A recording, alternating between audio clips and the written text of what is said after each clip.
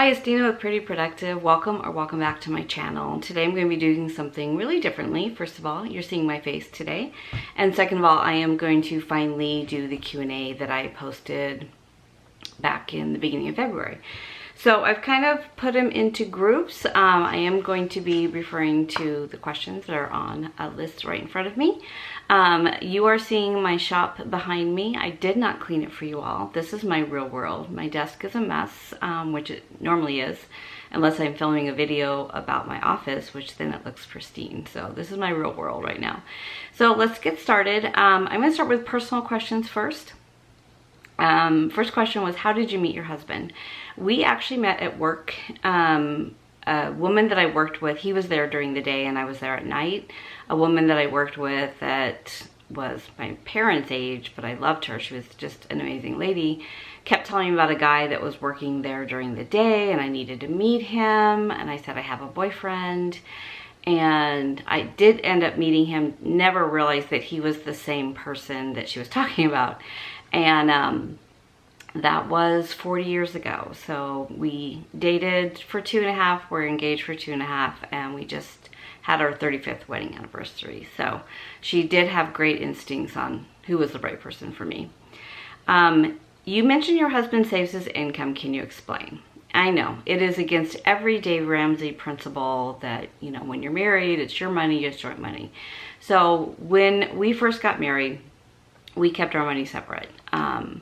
And we got married in February, and in June, he was a minor league umpire and he left for 3 months, and then he came home, and we did that for the first 7 years of our marriage. So our money kind of had to be separate because he had to pay his bills when he was traveling, and I had, you know, our rent and car payments, things like that. So he would supplement what I was making because I wasn't making a lot and he wasn't making a lot. So we were kind of just barely getting by. So we just, as we both grew in our careers, kind of our agreement was, if it was your primary job, so for me it was in cosmetic industry, for him it was law enforcement, that money went into the joint pot and we paid our bills together. If it was incremental money, meaning a bonus for me or a side job that he was doing, that money went to you to use, you know, save it, use it for a vacation, use it for something for the family, or use it for yourself. So that was been our agreement for the last 25 years. And so when he retired from law enforcement, his pension check was what I budgeted. It wasn't that much less than what he was bringing home in full-time law enforcement, because so much of his money was going into deferred comp or the drop, which I don't know if every state has drop, but for your last 5 years, you no longer contribute to your retirement, but the state does. And then when you retire, you're given a lump sum of money. Deferred comp is where if you worked over 40, he would take the additional dollars, time per se, and put it into an account. So we weren't taxed on it, and it was something you got back at retirement. So when he retired, I didn't think he'd go back to work. He lasted about 3 weeks in retirement and went back to work. So the money that he makes in this job, because I don't feel like this is something he's going to enjoy for very long, I never wanted to count on. So we just kind of said, okay, I'll budget for my paycheck and your pension check. You save your check, or, you know, do what you want. Basically, he's still investing in 401k, things like that. And so that was what we used when we bought the car for cash, or when we went on vacation, things like that. So I always think that both of us need a little bit of money that you can spend without asking permission, or that you can, you know, he just bought a sound bar for the TV. I don't understand why. I don't understand what it does. I wouldn't have spent my money on it, but he's very happy with it. He spent his money on it, so that's what makes him happy. Why do you save for your daughter's dog? This is a very valid question.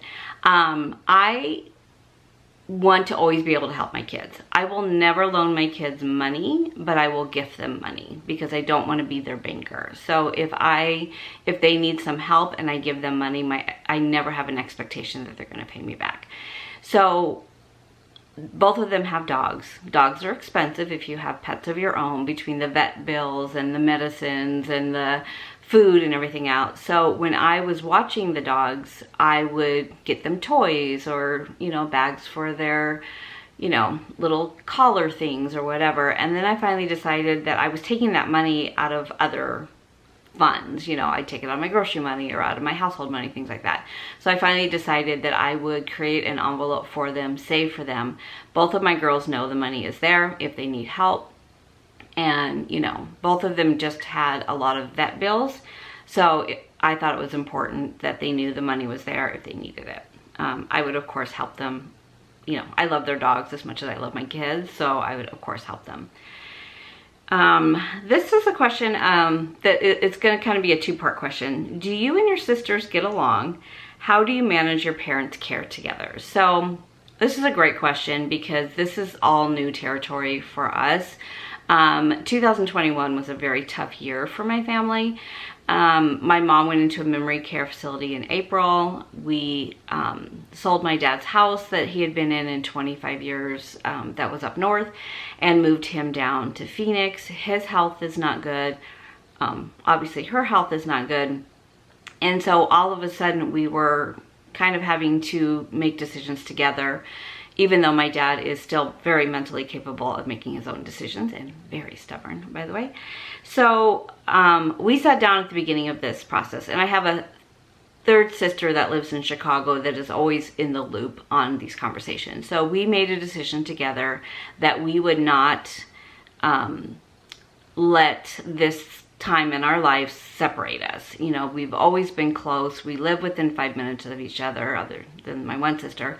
And, you know, we are very involved in each other's lives, with my niece and nephew's lives, their kids, everything else. So we just made a pact that we were not going to let this break us apart. We know a lot of families that this has happened to, and they don't speak to their siblings, and we did not want that to happen to us.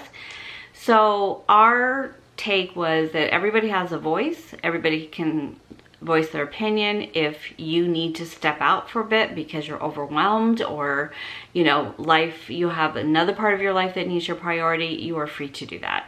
The other ones will pick up the slack and you jump back in the fight as soon as you can. We do have, you know, kind of powwows where we need to air some things out because we all don't agree with what's happening or what's doing or what the right care is. So it's important that we all kind of just allow each other to take a moment to vent and then kind of come up with a collaborative conclusion. I will tell you that every person that we have worked with, every doctor, every financial planner, the supportive care, when we check my dad in the hospital, tell my dad how lucky he is to have the support that he has from his, as he calls us, his three mothers. I know it's hard for him. He's a very proud man. He does not like to have us do these things for him, but this is the stage of life that we're in right now. So we just have to get through it the best we can with our relationships intact. Okay, I'm gonna switch gears to budgeting. When did you start budgeting? I have budgeted my whole life. My mom was a master budgeter. I actually have her budget books, and I just am in awe of every little thing that she budgeted and how she stayed home with us until I was in the 3rd grade and I'm the youngest. How they got along on just my dad's income. We always had a nice vacation. They paid cash for everything, cars, refrigerators, whatever they needed, they paid cash for. They were kind of Dave Ramsey before Dave Ramsey. So I always started budgeting. As soon as I had a job, I was budgeting. Did I always follow my budget? No. Am I an emotional spender? Absolutely. Did I try to outsmart my budget? Of course I did. So I will say I've always been a budgeter. I've always enjoyed earning money and playing with money, but I've not always been responsible.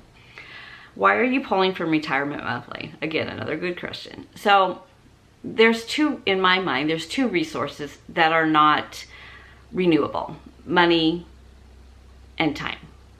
And I don't mean that they're not renewable. Yes, you can get more money, but you can't get more time. So I look at those two as my most important resources.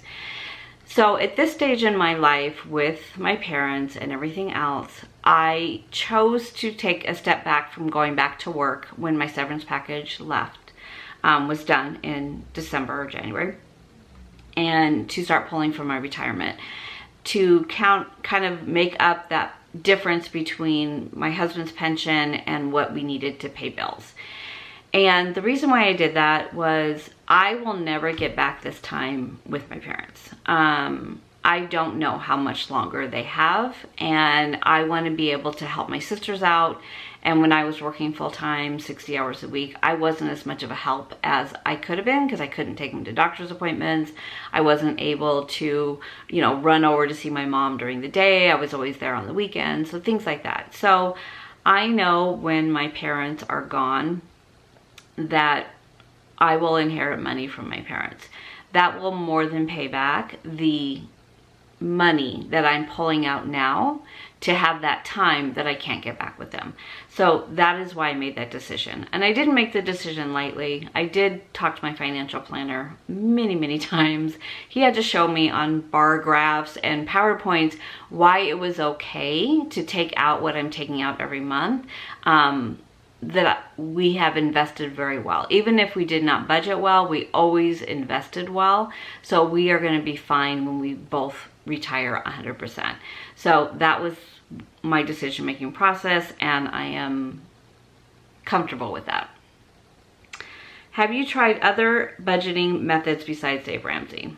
I read the Total Money Makeover book when I was ready to throw in the towel on, I was waking up at night. I couldn't remember if we had paid bills, a bill or not. And I read the book, and it stuck with me. I mean, it just seemed easy. It seemed, it made sense to me. I was never a cash spender as far as, I didn't have a hard time spending cash, but I would always use my debit card or a credit card. I just never really thought about doing everything in cash. So when I read the book and I started listening to his podcast, it just clicked in my brain, and I really haven't looked back. I did the snowball method to get out of debt. And I loved seeing the numbers change. I would go online. They used to have a program on the Dave Ramsey site before Every Dollar app came out. And I used to just love you'd plug in how much you were putting in your snowball, and then it would tell you the date that it would be paid off. You'd put in the interest, everything, and it would calculate it for you. And you just saw those numbers go down. And to me, that was super motivating. How did you pay off debt, and how long did it take you? So back to my first question, yes, I did the debt snowball. I didn't do the avalanche method, which is your highest interest rate, and then that one. A couple things I deviated from when I was paying off debt. Number one, I was selling things on eBay, doing garage sales, things like that, to kind of scrape together that first $1,000 emergency fund. And then once I started to do that, it's kind of addicting. You're like, what else can I sell around the house that is just cluttering up my house, but that I can turn into cash?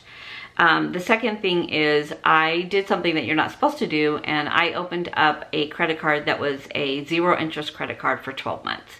And I took my highest interest credit card and I did a transfer balance, put it onto the no interest card, and then I just decided, okay, here's my balance.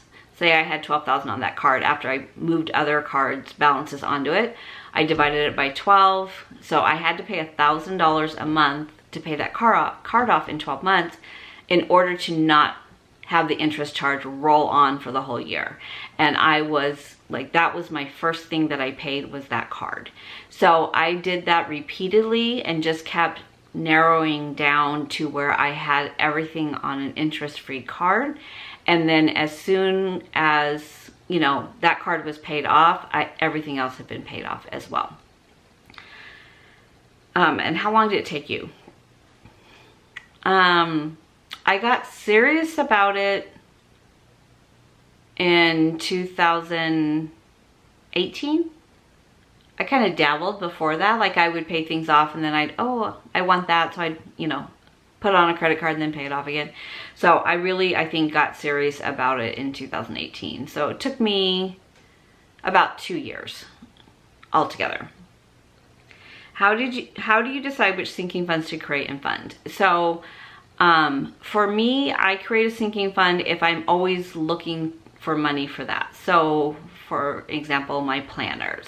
So I would always just say it's out of my sticker fund. Well, I would spend a lot more than I had in my sticker fund. So sticker fund was like $100 a month and that was always spent. So I decided that it would make sense as far as budgeting to just plan for it. You know, if I know I'm gonna spend about $300 in the month of September, October to get my planners for the year, let's just put that money away and have it sitting there.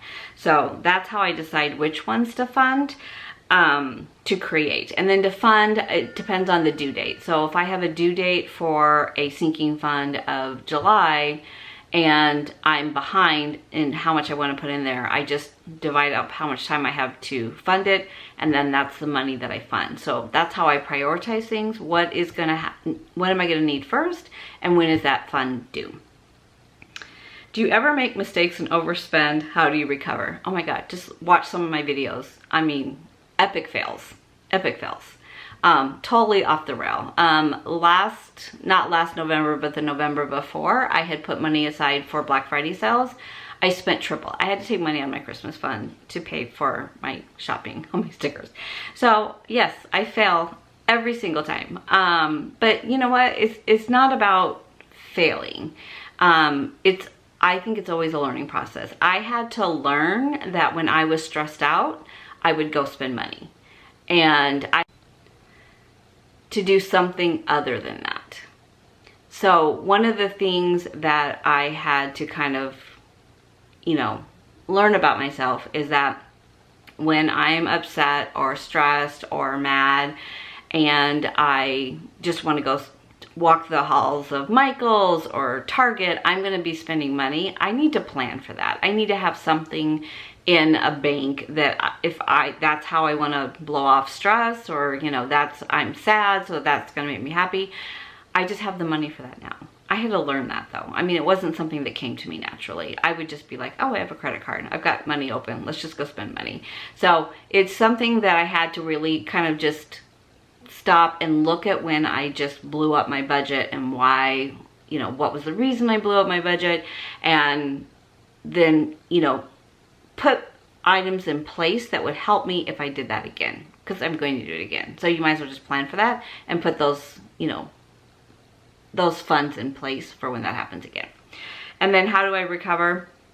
I just tighten up everything. So if I can skim a little out of my grocery money or out of my spending money or going out money just to get myself back on track.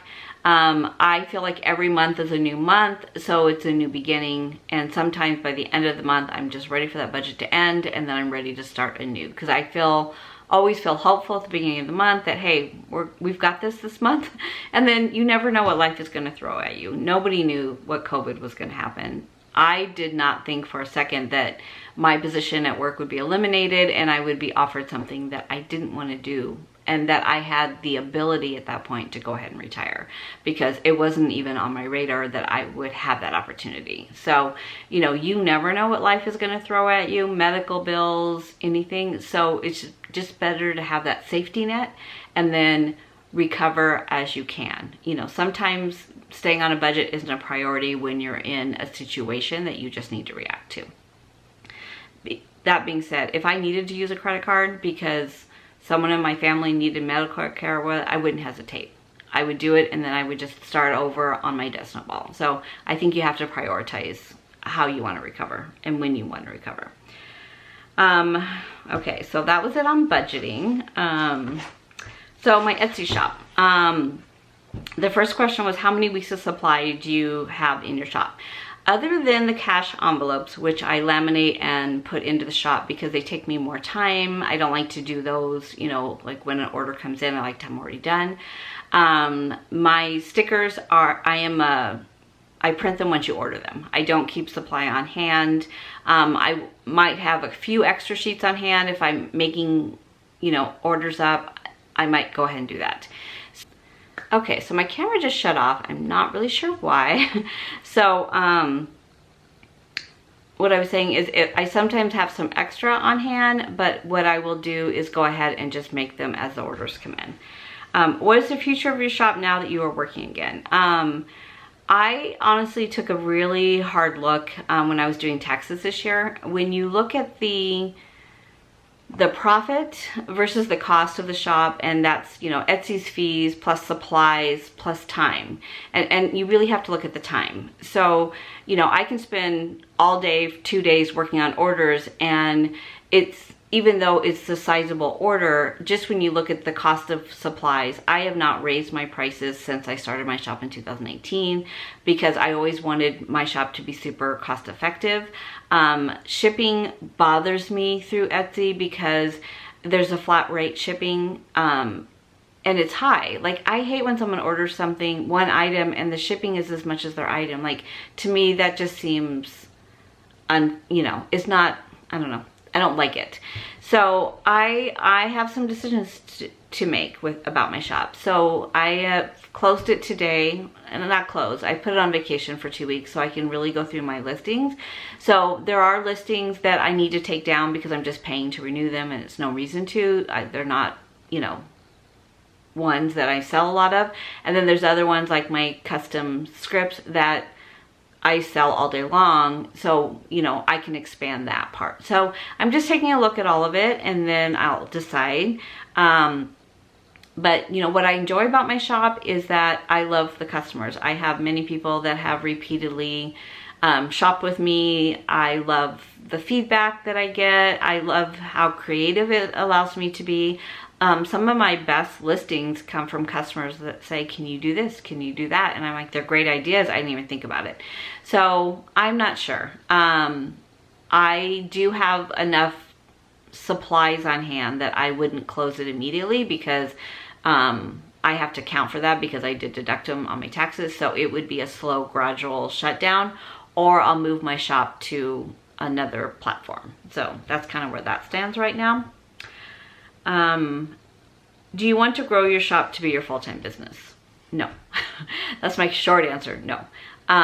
As much as I love it, it is not, I get very stressed out when I have open orders. Some shops, your order goes in and they send you a shipping notification like a week later, maybe 2 weeks later, you know, depending on their processing times. And then it never goes into transit, and then 3 weeks later you're emailing them saying, hey, you know, you shipped my order 3 weeks ago and I haven't gotten it. And then you finally see it go into transit. So what a lot of shop owners do, and I'm not saying all shop owners do this because they don't, is when the processing time comes up, so that 2 weeks processing time, in order to not get dinged from Etsy, they go ahead and print your shipping label because that tells Etsy that you've mailed the order. That's not necessarily correct. So I do not print my shipping labels until that order is in the package and I've sealed it. And I do that because as a customer, that is how I would want my orders to be processed. You know, if it's going to take you 3 weeks, great. I signed up for that when I made the order. But if you told me you were going to ship it in a week and you really took 3 weeks to ship it, you know, you're anxious. You want your products, you know, you've ordered it and you kind of already want it to be there. So I find that that puts more pressure on me because that clock starts ticking in my mind when the order comes in. And I like my processing times to be fast because I like my orders back fast. So that is the one thing about, you know, Etsy when I'm pulled away to spend the day at the hospital when I wasn't planning on it. And then I know I'm going to be up late or early in the morning, you know, particularly when I went back to work, doing orders to make sure that they're out in a timely basis. So I don't feel that, you know, that is something at this point in my life that I would want to do to make it a full-time job.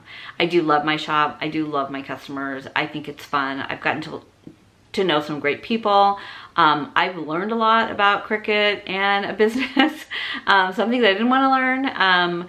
But, you know, it is a very... there are a lot of sticker shops and you really have to have a point of difference to stand out in the crowd, and you need to be able to invest money in marketing and really hit social media to really get the word out there. And, you know, more power to those that can make this a full-time business. I mean, there are some amazing shops that, you know, they're managing all of that and being very profitable. I don't think that that is the level that I will ever have my shop at this point in my life. Who knows what happens in 6 months when, you know, my life might change. And then the last question about my shop is how, let's see, how did they word this? Does it ever bother you when you see these shops that are huge, you know, and, you know, do you compare your shop to their shops? Yes and no. I was a shopper of budget kits before I created my own budget kit. So I think there's some great ones out there. I think Caffeinated Kate has some of the most beautiful kits I've seen. Sarah Marie Sticker, she's turned it into an amazing business. But they kind of expanded into planner kits and washi and all these other things. And that takes a lot of money investment up front before you're going to see the result back.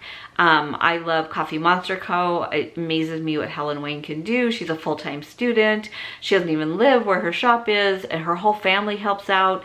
You know, I mean, that's just an amazing business model, and she's done an amazing job with it. Do I picture myself doing that? No. First of all, I'm not that creative. Second of all, I cannot draw to save my life. You would not want an emoji that I drew because it would be not cute at all.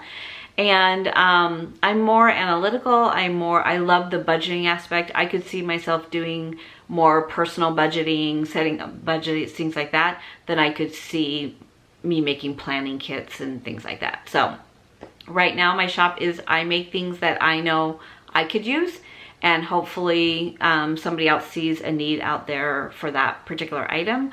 I think my Hobonichi boxes that I use in my planning videos is a good example of this. They have done very well in the shop because nobody was really making that size box because the column width of the Hobonichi was smaller, unless you wanted to buy a whole kit, and sometimes you just don't need a whole kit.